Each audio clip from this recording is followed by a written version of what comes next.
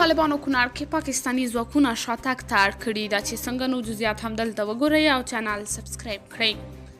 له کونړ څخه د رارسېدلو خبرونو پر اساس د دغه ولایت په دانګام ولسوالۍ کې پر ډیورنډ کرښه د افغان او پاکستاني ځواکونو ترمنځ نښته شوې ده. د لومړنیو معلوماتو له مخې نښته هغه مهال ونښته چې پاکستاني ځواکونو غوښتل د ډیورنډ کرښې دې غاړې ته د کونړ ولایت د دانګام ولسوالۍ په ډنډي سیمه کې پوسته جوړه کړي او طالب ځواکونو یې په وړاندې غبرګون وښود. ډنډي سیمه د دانګام ولسوالۍ ګوریکا ته نږدې ده. دې نښتې چې سهار پیل شوه څو ساعته یې دوام وکړ او دواړو خواوو له سپکو او درنو وسلو پکې کار واخیست.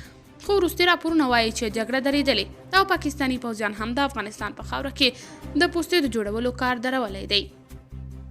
تر اوسه پورې د نښتې په نتیجه کې دواړو خواوو ته د مرګ ژوبلې راپور نه دی ورکړل شوی.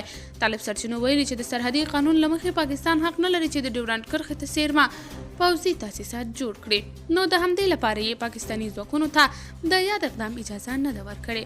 خلک له طالبانو غوښتنه کړې چې باید پاکستاني ځواکونو ته اجازه ورنکړي ترڅو د فرضي کرښې په اوږدو کې خپل شوم اهداف ته ورسیږي. تر دې وړاندې هم د کونړ ولایت په مربوطاتو کې د افغان او پاکستاني پوځیانو ترمنځ څو ځلې نښتې شوې دي او په وروستیو ورځو کې د کونړ یوې ژورې درې ته د پاکستاني پوځیانو د یوه لوېدلي ټانک عکسونه په ټولنیزو رسنیو کې ډېر لاس په لاس شو. تاسو په دې اړه څه نظر لرئ؟ کمنټ کې شریک، ویډیو لایک او چینل سبسکرایب کړئ.